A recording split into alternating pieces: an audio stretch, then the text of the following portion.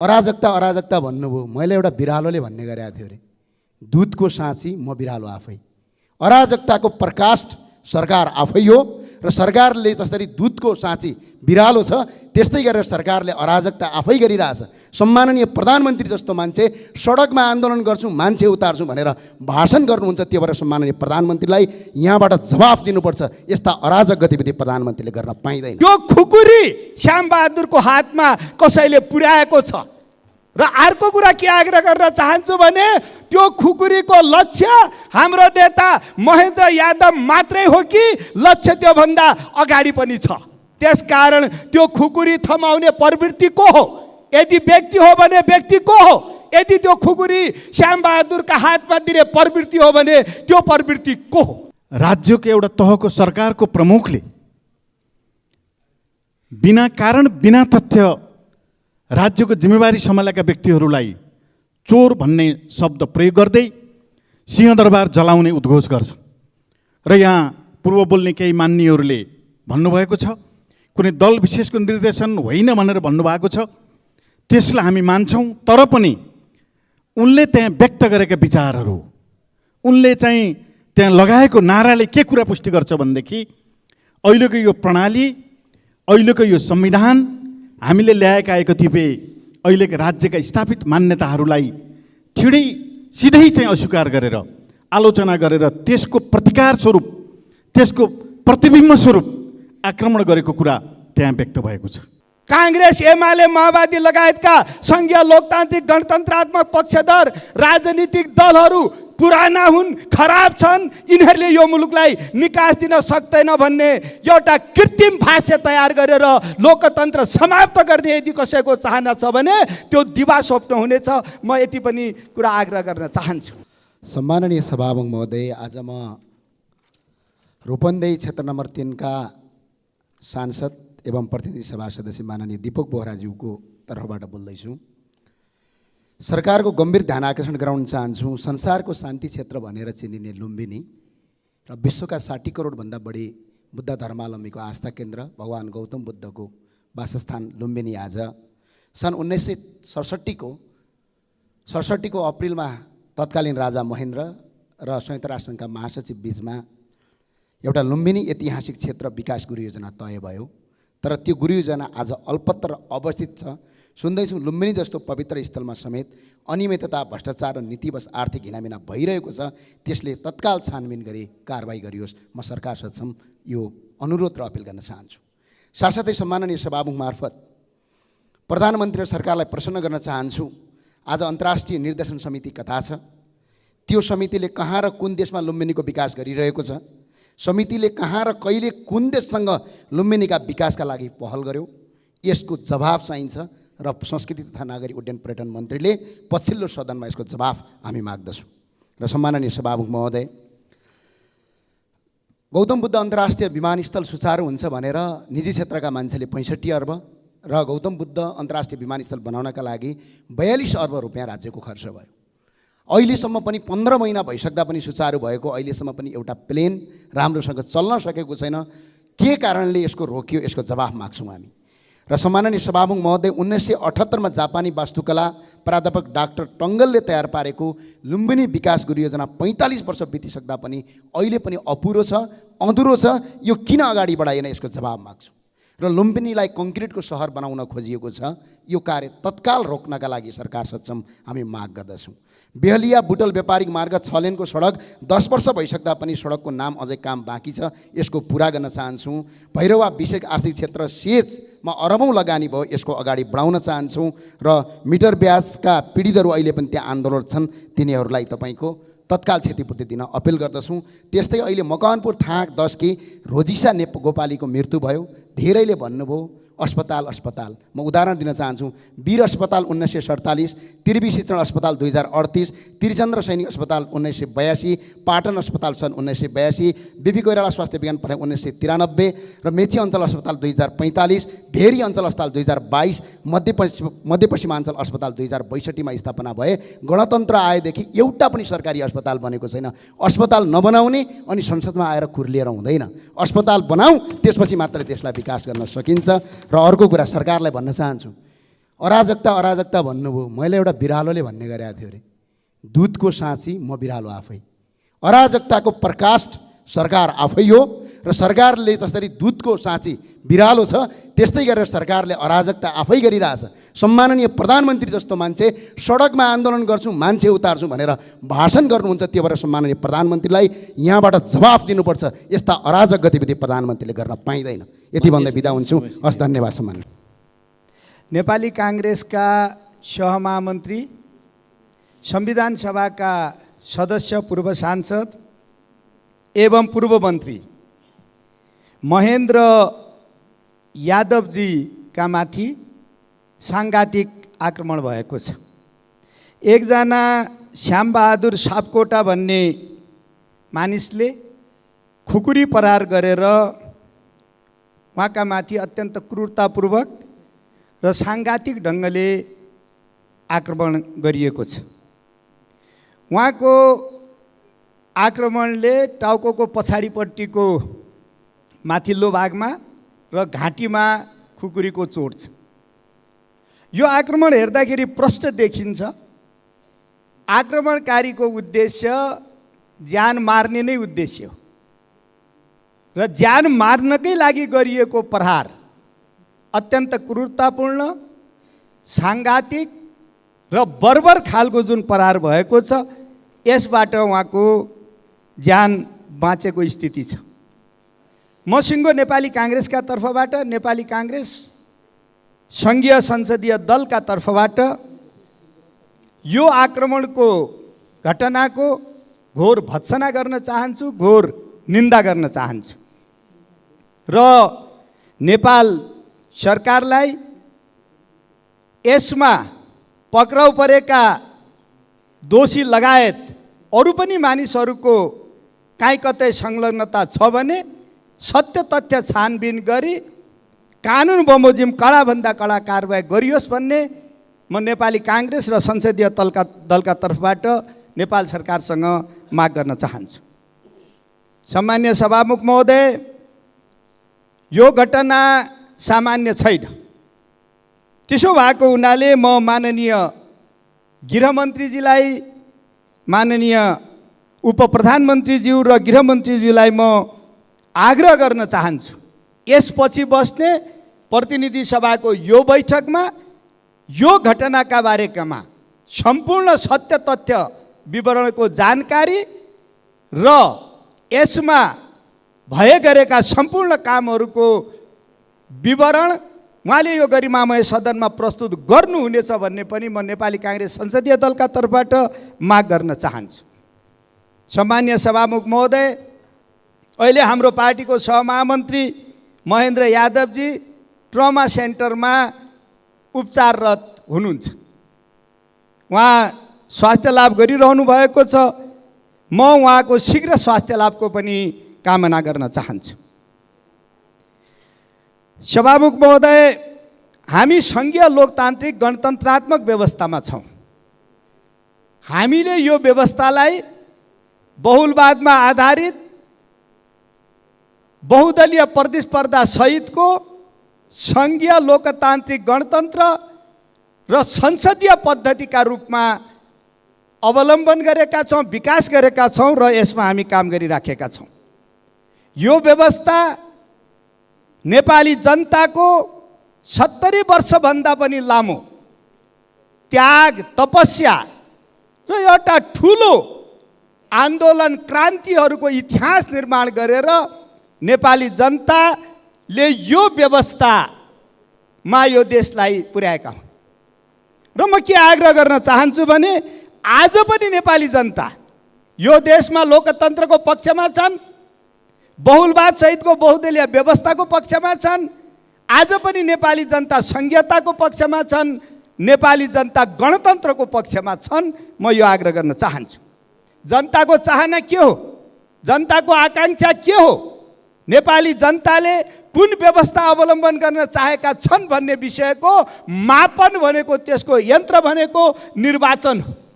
आजभन्दा 1 वर्ष पहिला स्थानीय तहको निर्वाचन भएको छ र स्थानीय तहको निर्वाचनमा केही अपवाद बाहेक अत्यधिक बहुसङ्ख्यामा सङ्घीय लोकतान्त्रिक गणतन्त्रात्मक पक्षधर पार्टीहरू र त्यो पक्षधर मानिसहरू जितेका छन्। त्यो नेपाली जनताको अभिमत हो। आज हामी सङ्घीय संसदमा उभिएका छौँ, प्रतिनिधि सभामा उभिएका छौँ। हामीले 9 महिना पहिला सङ्घीय संसदको प्रतिनिधि सभाको र प्रदेश सभाको निर्वाचन गरेका छौँ।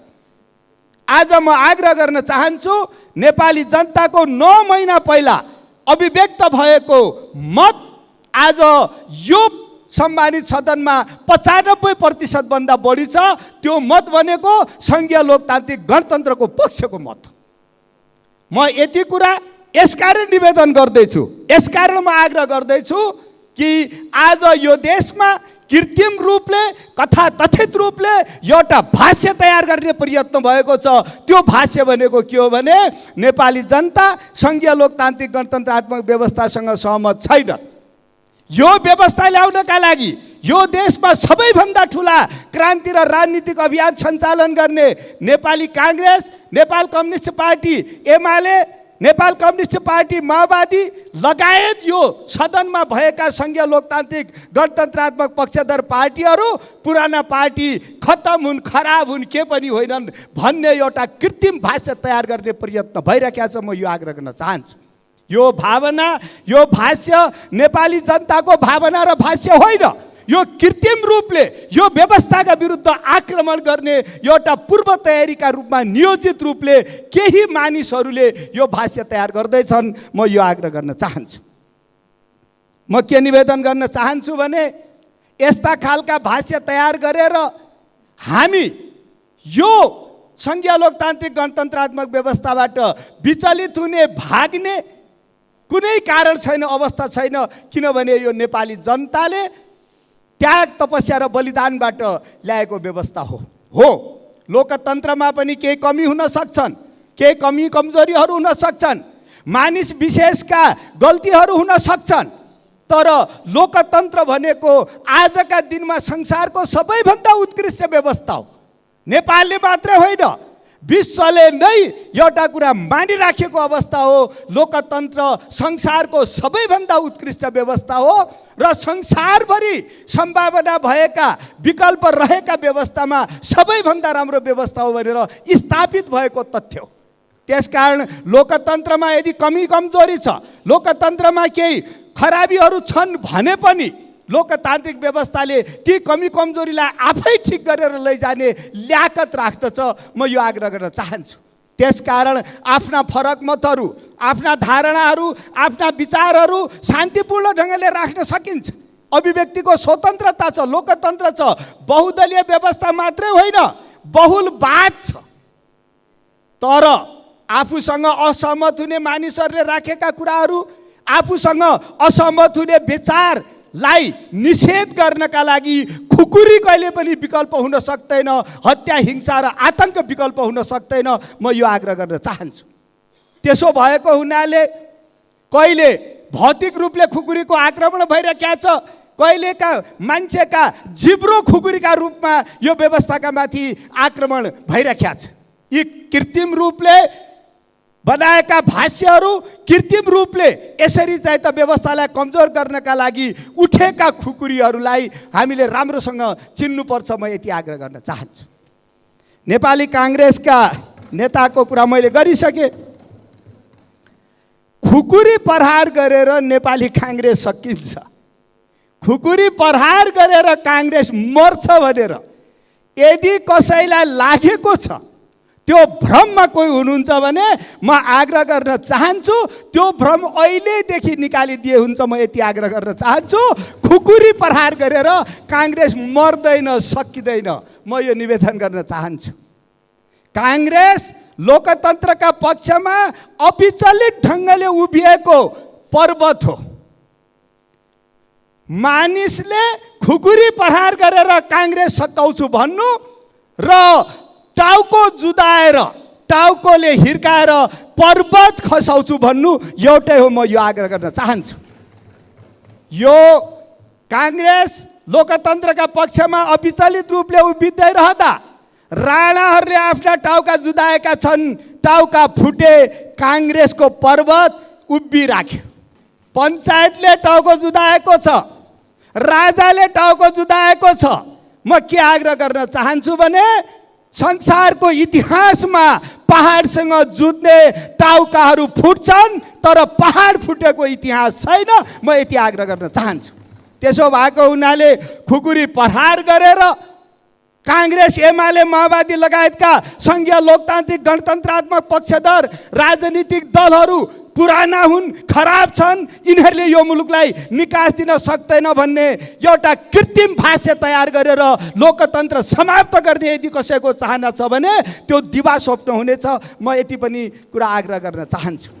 त्यसो भएको हुनाले म एउटा कुरा निवेदन गर्छु। श्याम बहादुर सापकोटाका हातमा खुकुरी देखिएको छ। श्याम बहादुर सापकोटाले खुकुरी प्रहार गर्नुभएको छ, यो देखिएको कुरा छ। श्याम बहादुरकै हातमा हो त त्यो खुकुरी, अथवा त्यो खुकुरी श्याम बहादुरको हातमा कसैले पुर्याएको छ? र अर्को कुरा के आग्रह गर्न चाहन्छु भने त्यो खुकुरीको लक्ष्य हाम्रो नेता महेन्द्र यादव मात्रै हो कि लक्ष्य त्योभन्दा अगाडि पनि छ? त्यसकारण त्यो खुकुरी थमाउने प्रवृत्ति को हो? यदि व्यक्ति हो भने व्यक्ति को हो? यदि त्यो खुकुरी श्याम बहादुरका हातमा दिने प्रवृत्ति हो भने त्यो प्रवृत्ति को हो? र यो प्रहार यहीँनिर रोकिन्छ कि अगाडि बढ्छ भन्ने पनि चिन्ताका साथ कमसेकम यो सदन, कमसेकम सङ्घीय लोकतान्त्रिक गणतन्त्रमा विश्वास गर्ने हामी सबै जसले यो संविधान बनायौँ, जसले यो देशमा शान्ति यात्रा गऱ्यौँ, शान्ति ल्यायौँ र यही व्यवस्थाका मार्फत यो देशमा दिगो शान्ति, विकास, समृद्धि र सुशासन दिने प्रतिबद्धताका साथ अगाडि बढेका छौँ। हामीले गम्भीर रूपले चिन्तित भएर सोच्न आवश्यक छ। म यति आग्रह गर्न चाहन्छु। यसका सँगसँगै आज हाम्रो पार्टीको एउटा नेता, काठमाडौँ जिल्ला क्षेत्र नम्बर 4 को क्षेत्रीय सभापति, काठमाडौँ महानगरपालिकाको 7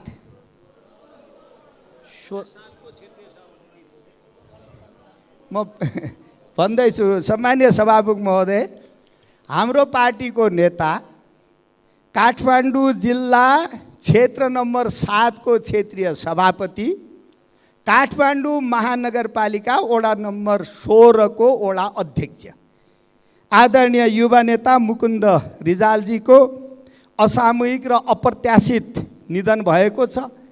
म नेपाली काङ्ग्रेसका तर्फबाट, नेपाली काङ्ग्रेस संसदीय दलका तर्फबाट नै आदरणीय नेता मुकुन्द रिजालको दुःखद निधनका प्रति दुःख व्यक्त गर्न चाहन्छु। दिवंगत आत्माको चिर शान्तिको कामना गर्न चाहन्छु र यस दुःखद घडीमा सम्पूर्ण शोक सन्तप्त परिवारजन र पार्टीका सबै साथीहरूलाई म ईश्वरले धैर्य धारण गर्ने शक्ति प्रदान गरोस् भन्ने समवेदना पनि व्यक्त गर्न चाहन्छु। र सभामुख महोदय, अन्तमा आज सुदूरपश्चिमाञ्चल र कर्णाली प्रदेशमा सम्पन्न हुने गौरा पर्व यो पालि 2 पटक परेको छ। केही दिन पहिला अस्ति हामीले काठमाडौँको टुँडीखेलमा पनि त्यो पर्व मनायौँ। आज सुदूरपश्चिम र कर्णालीका पनि विभिन्न स्थानहरूमा त्यो पर्व मनाउने क्रम भइराखेको छ। र म खालि के मात्रै ध्यान आकर्षण गराउँछु भने सम्माननीय प्रधानमन्त्रीजीले पनि आगामी दिनमा गौरा पर्वको अवसरमा राष्ट्रिय बिदा नै दिने भनेर प्रतिबद्धता व्यक्त गर्नुभएको छ। म त्यतातर्फ पनि सामान्य सभामुख मार्फत सरकारको ध्यान आकर्षण गर्न चाहन्छु र गौरा पर्वको उपलक्ष्यमा यो अवसरमा सम्पूर्ण नेपाली दिदीबहिनी दाजुभाइहरू देश विदेशमा बस्नुभएका सबैलाई हार्दिक शुभकामना व्यक्त गर्न चाहन्छु। धन्यवाद। जय नेपाल। सदस्य श्री रघुजी पन्त, समय 8 मिनेट। त्यस पछाडि मान्य सदस्य श्री देवेन्द्र पौडेल। सभामुख महोदय, सबभन्दा पहिला म हिजो भएको दुःखद घटना नेपाली काङ्ग्रेसका सहमहामन्त्री महेन्द्र यादवमाथि भएको साङ्घातिक आक्रमणको त्यसको विरोध गर्न चाहन्छु, त्यसको भर्त्सना गर्न चाहन्छु र उहाँको शीघ्र स्वास्थ्य लाभको कामना गर्दछु। र हत्या र हिंसा अब यो मुलुकले सहँदैन, त्यो लोकतन्त्रको लागि वाञ्छनीय कुरा पनि होइन भन्ने कुरामा प्रश्न पार्न चाहन्छु। त्यस्तै गरेर नेपाली काङ्ग्रेसका काठमाडौँका कार्यकर्ता, वडा नम्बर 16 का वडा अध्यक्ष मुकुन्द रिजालको असामयिक निधन भएको छ। म दिवंगत उहाँप्रति श्रद्धाञ्जली अर्पण गर्दछु र परिवारप्रति संवेदना व्यक्त गर्दछु। र गौरा पर्वको उपलक्ष्यमा सुदूरपश्चिम र गौरा पर्व मनाउने सबैप्रति शुभकामना व्यक्त गर्न चाहन्छु। सभामुख महोदय, प्रधानमन्त्री सार्वजनिक रूपमा भाषण गर्दै हिँड्नुहुन्छ, परराष्ट्र मन्त्री सार्वजनिक रूपमा भाषण गर्दै हिँड्नुहुन्छ आउने आगामी चीन भ्रमणका एजेन्डाहरूबारे, तर संसदलाई केही पनि थाहा छैन। हामीले प्रधानमन्त्रीको चीन भ्रमणको मिति, प्रधानमन्त्रीको चीन भ्रमणका एजेन्डाहरू यही हुन सक्छन् भनेर विभिन्न चर्चा परिचर्चामा सुन्नुपर्छ, तर संसदको बैठक बसिरहेको छ। प्रधानमन्त्रीज्यूलाई यहाँ आएर यो संसदको विचार, यो संसदको भावना बुझ्ने, चीन भ्रमणका एजेन्डाहरूबारे छलफल गर्ने फुर्सद छैन। म प्रधानमन्त्रीज्यूको ध्यानाकर्षण गर्न चाहन्छु कि यो विषय उहाँले आएर संसदमा प्रश्न पार्नुहोस् र संसदको भावना र विश्वासलाई पनि लिएर चीन जानुहोस् र उहाँको चीन भ्रमण सफल होस्। र अर्को मलाई अलिकति खड्केको कुरा के हो भन्दाखेरि प्रधानमन्त्रीज्यूको चीन भ्रमणको प्राथमिकता अथवा भ्रमणको प्राथमिकता के हो? न्युयोर्कको संयुक्त राष्ट्र सङ्घ प्राथमिकता हो कि चीन भ्रमण प्राथमिकता हो? मेरो विचारमा चीन भ्रमण प्राथमिकता हो। अर्को देश गएर त्यहाँबाट जाँदा त्यसको प्रभाव अलिक कम हुनसक्छ, मलाई त्यस्तो लाग्छ। त्यसैले यो विषयमा पनि प्रधानमन्त्रीज्यूको ध्यान आकृष्ट होस् भन्ने म चाहन्छु। र अर्को कुरा, यो भ्रमण के भ्रमण हो? यो औपचारिक भ्रमण हो, यो सद्भावना भ्रमण हो, अथवा यो राजकीय भ्रमण हो? के छ भने परराष्ट्र मन्त्रालयले पाएको निम्ता के हो र तयारी कस्तो छ त्यसबारे पनि परराष्ट्र मन्त्रीले पनि यो बैठकलाई जानकारी, संसदको बैठकलाई जानकारी गराउनु जरुरी छ। भ्रमणताका हाम्रो चुच्चे नक्सा कसरी छुट्यो भनेर चीनको ध्यानाकर्षण प्रधानमन्त्रीज्यूले स्वतः गराउनुहुनेछ भन्ने म विश्वास गर्छु। प्रधानमन्त्रीको यो चीन भ्रमण सामान्य भ्रमण मात्र नहोस्, जसरी सन् 2016मा केपी ओलीले गर्नुभएको चीन भ्रमण र त्यसबेला भएको सहमति नेपालको राजनीतिक इतिहासमा र नेपालको परराष्ट्र नीति सञ्चालनको मामलामा माइल अफ स्टोन भएको छ, स्टोन अफ माइल भएको छ, अथवा पत्थरको कोसी ढुङ्गा भएको छ। त्यो कोसी ढुङ्गा अहिलेको प्रधानमन्त्रीको भ्रमण पनि हुन सकोस्, किन भन्दाखेरि त्यसबेला सहमति गरेका धेरै कुराहरू केवल कागजमा सीमित भएर बसेका छन्। सभामुख महोदय, ती सम्झौताहरूलाई व्यावहारिक रूपमा कार्यान्वयन गर्ने दायित्व अहिलेको सरकारको पनि हो। त्यसैले ती विषयहरूमा सिङ्गो संसद र देशको विश्वास उहाँले लिन सक्नुहोस्। काठमाडौँ रसुवा बाटो, काठमाडौँ रसुवा केरुङ हुने बाटो, धुलीखेल तातोपानी बाटो, मुस्ताङ हुँदै कोर्ला जोड्ने बाटो, किमाथाङका हुँदै विराटनगर जोड्ने र सुदूरपश्चिमको हुम्लाको यारी, बझाङको उरै लगायत यी विभिन्न बाटोहरू जोड्ने एजेन्डाहरू छन् भन्ने सुनिएको छ। केही एजेन्डाहरू कान्तिपुरले छापेको पनि छ। यी बाटोहरूमध्ये कुन कुन, अझ सबै त एकैचोटि नहोला, तर यी सबै कुरा उठे पनि ठोस मूर्त ढङ्गले नेपाललाई तत्काल आर्थिक लाभ हुने ढङ्गले यी बाटोहरूको निर्माण र यी बाटोहरूको पुनरुत्थानमा यिनीहरूको स्तरोन्नतिमा प्रधानमन्त्रीको तर्फबाट जोड जाओस् र तत्काल कोर्ला र उरै नाका खुला गरेर व्यापारिक गतिविधि सुरु गर्न नेपालले जोड दिनुपर्छ। त्यसको लागि पहल होस्। मेचीदेखि महाकालीसम्म र उहिलेदेखि हाम्रो दक्षिणसँग मात्र होइन, हाम्रो उत्तरसँग पनि, तिब्बतसँग पनि रोटीबेटीको सम्बन्ध छ। अहिले पनि बिहेबारी चल्छ, तर यो बिचमा कोरोना कालदेखि यता त्यस्ता धेरै नाकाहरू बन्द भएका छन्। ती मेचीदेखि महाकालीसम्म रहेका, दार्चुलादेखि पूर्व मेचीसम्मका सम्पूर्ण नाकाहरूलाई खुला गरिदियोस् र त्यसले हाम्रो उत्तरको सिमानामा रहेका नेपाली जनतालाई एउटा सुविधा पुग्छ भन्ने कुरामा प्रधानमन्त्रीको ध्यान जाओस्। त्यस्ता सम्पूर्ण नाकाहरू खुलाउनको लागि र त्यहाँ बसोबास गर्ने जनतालाई एउटा सुविधा पुर्याउने तर्फमा पनि उहाँको पहल हुन सकोस्। हामीले सम्झौता गरौँ, तर पारवन सुविधा सुरु हुन 7 वर्ष लाग्यो। आज एउटा गोर्खापत्रको प्रमुख समाचार छ। त्यो समाचारप्रति मेरो बहुत गम्भीरतापूर्वक ध्यान आकर्षित भएको छ। ल्याइएको भियतनामबाट बेसार मात्रै हो, तर त्यही बेसार भारत उतै ल्याउँदाखेरि 45 दिन लाग्थ्यो, तर भियतनामबाट चीन हुँदै ल्याउँदाखेरि 11 दिनमा आइपुग्यो र खर्च पनि कम लाग्यो। केपी ओलीको पालामा भएको पारवन सन्धाको महत्त्व यस अर्थमा छ कि हामीले उत्तरतिरको नाका खोल्दाखेरि हामी दक्षिणतिरको चेपुवामा पर्न सक्दैनौँ, त्यहाँबाट मुक्त हुन सक्छौँ। त्यसबाट मुक्त हुने एउटा यो पारवन ल्यान्ड लक्ड मात्र होइन कि इन्डिया लक्ड स्थितिबाट, भारत बेष्टित अवस्थाबाट साँचो अर्थमा भूपरिवेष्टित र भूजटित हुने एउटा यो पारवन सन्धिका प्रावधानहरूलाई कार्यान्वयन गर्न सरकारको पहल होस् भन्ने पनि म प्रधानमन्त्रीको विषयतर्फ ध्यानाकर्षण गर्न चाहन्छु। र अहिले हामीलाई भारततिर हामीले बिजुली दिइरहेका छौँ। चिना लगानी भटाभट जलस्रोतबाट झिक्दैछन्। किन भन्दा भारतले शर्त नै त्यस्तो राखेको छ। अहिले 10,000 वालामा पनि त्यस्तै कडा शर्त राखेर पठाएको छ। यो शर्तबाट मुक्ति कुन बेला पाउँछौँ? जब हाम्रो ट्रान्समिसन लाइन चीनतिर पनि जोडिन्छ र जब हामी चीनतिर पनि विद्युत बेच्ने व्यापारको ढोका खुला गर्छौँ, त्यसपछि हामी दक्षिणको दबावबाट मुक्त हुन्छौँ। त्यस्तै गरेर सभामुख महोदय, भारतसँग हामी तेल ल्याउने पाइपलाइनहरू विस्तार गरिरहेका छौँ। यो ठिक छ, खर्च कम हुन्छ, तर यो सम्भावना चीनतिर छ भने खोज्नुपर्छ। हिजो जसरी तेल हामीलाई रोकेर नाकाबन्दी गरियो, नाकाबन्दी ताका तेल रोकियो, त्यसै गरी भोलि त्यस्तो स्थिति नहोस् भन्दा पनि चीनतिरबाट रेल र तेल ल्याउने कुरा नेपालको प्राथमिकतामा पर्नुपर्छ। त्यसैले यो विषय प्रधानमन्त्रीको भ्रमणमा अत्यन्त महत्त्वका साथ उठोस् र ट्रान्समिसन लाइनहरू निर्माण गर्ने कुरामा जोड दिइयोस् र केही महत्त्वपूर्ण जलाशयसँग सम्बन्धित योजनाहरू जस्तो हाम्रो जति पनि प्रोजेक्टहरू छ कुलेखानी बाहेक ती सबै रन अफ द रिभर प्रोजेक्टहरू छन्। त्यसैले हिउँदमा हामीलाई विद्युत पुग्दैन, अहिले पनि हामी विद्युतमा आत्मनिर्भर छैनौँ। हिउँदको बेलामा हामीले इन्डियाबाट बिजुली ल्याउनुपर्छ। हामीले बिजुली बेच्न थाल्यौँ भनेर भन्छौँ, तर गएको तथ्याङ्क हेर्दा 19 अरबको बिजुली किन्यौँ, 10 अरबको मात्र बेच्यौँ। अनि कसरी हामी आत्मनिर्भर भयौँ? त्यसैले साँचो अर्थमा आत्मनिर्भर हुन हामीलाई जलाशयमा आधारित योजना चाहिन्छ। त्यस्तो कुनै योजना चीनले बनाइदिन्छ भने हामीले त्यसको लागि पहल गर्नुपर्दछ। म सिद्ध्याउँछु सभामुख महोदय। र काठमाडौँ नुवाकोट सुरुङमार्गको अध्ययन कहाँ पुग्यो, यसलाई कसरी अगाडि बढाइदिँदैछ र पोखरा र भैरवका अन्तर्राष्ट्रिय विमानहरू सञ्चालन गर्नको लागि सिधै चीनबाट चाइनिज एयरलाइन्सहरूको फ्लाइट ओपन हुन्छ भने त्यसतर्फ प्रधानमन्त्रीको भ्रमणमा यो ठोस कुरा उठोस्। BRI-मा सही गरिसकेपछि त्यसलाई त्यत्तिकै थन्काएर राख्नु उपयुक्त हुँदैन।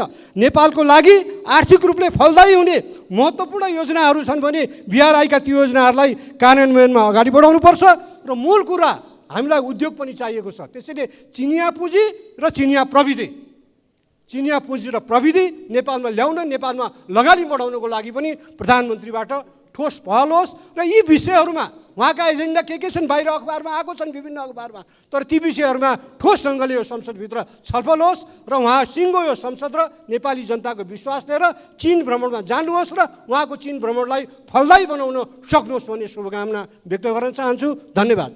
मान्य सदस्य श्री देवेन्द्र पौडेल, समय 7 मिनट। त्यसपछि मान्य सदस्य श्री गणेश पराजुली। सम्माननीय सभामुख महोदय,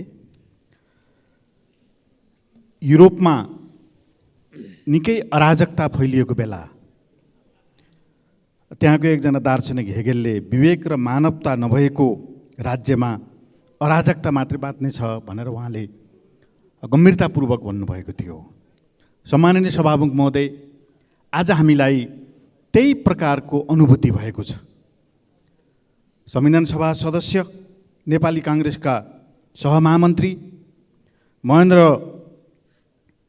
यादवमाथि साङ्घातिक आक्रमण भएको छ।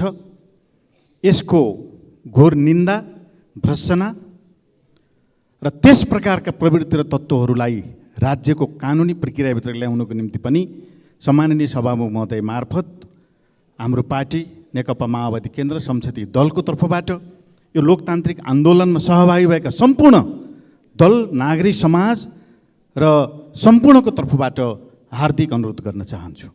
सम्माननीय सभामुख महोदय, कि हाम्रो देशमा कानुनी शासन, विधिको शासन, मानव अधिकार हाम्रो देशमा छैन र कुनै बेला निर्वाचित राज्यको एउटा तहको सरकारको प्रमुखले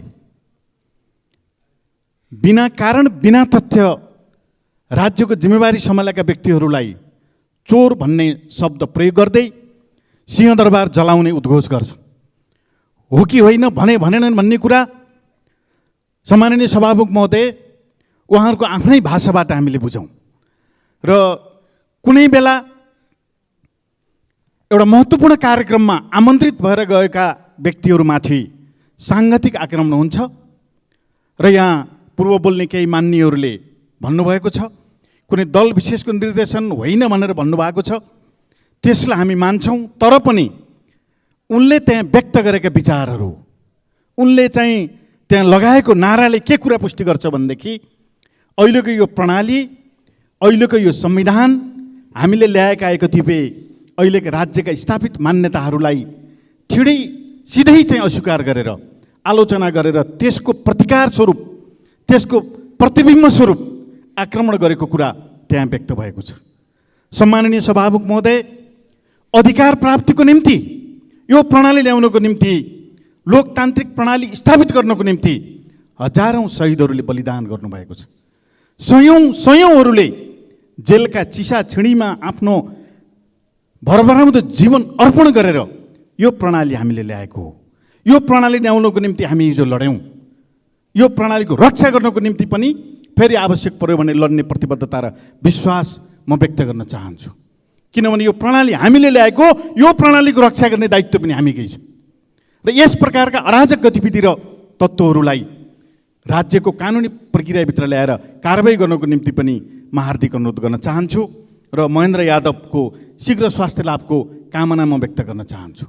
र हामीले नयाँ पुस्तालाई के सन्देश दिँदैछौँ, नयाँ पुस्तालाई के प्रशिक्षण गर्दैछौँ? नयाँ पुस्ताले विकास, समृद्धि र सुशासन पक्कै पनि खोज्नु भएको छ। नयाँ पुस्तालाई हामी त्यो प्रत्याभूति दिलाउनु पर्नेछ र त्यसको निम्ति स्वच्छ छलफल, लोकतान्त्रिक अभ्यास, लोकतान्त्रिक प्रणाली र लोकतान्त्रिक प्रणालीबाट स्थापित भएका कानुनहरूलाई कायम गर्दै कानुनी राज र मानवाधिकारलाई हामीले राज्यमा स्थापित गर्नु छ। त्यसको निम्ति समाजलाई जान अनजानमा हामीले अराजकतातिर लिएर गयौँ र त्यो अराजकतालाई प्रोत्साहन गऱ्यौँ भनेदेखि राज्यले केही पनि प्राप्त गर्न सक्दैन।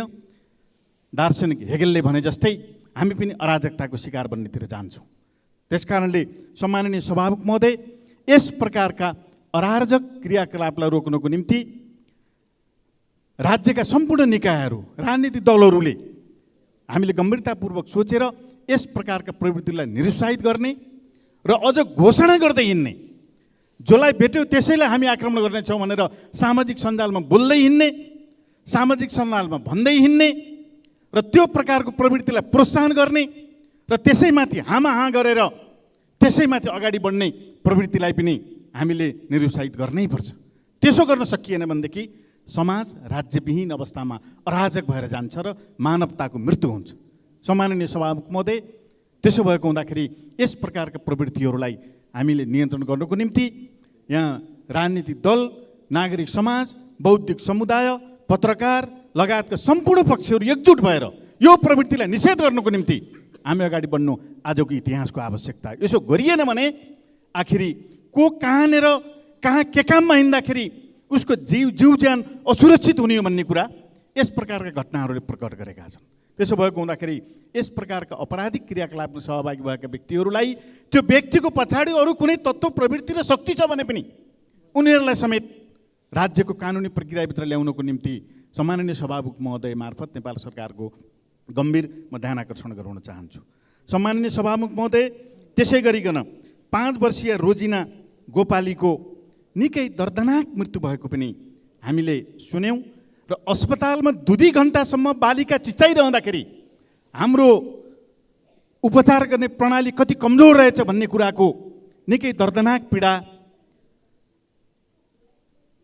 हामीले त्यहाँ सुन्न पायौँ र सम्माननीय सभामुख महोदय मार्फत त्यो अस्पतालको सुधारको निम्ति पनि गम्भीर पहलको प्रक्रिया थाल्नको निम्ति पनि म हार्दिक अनुरोध गर्न चाहन्छु।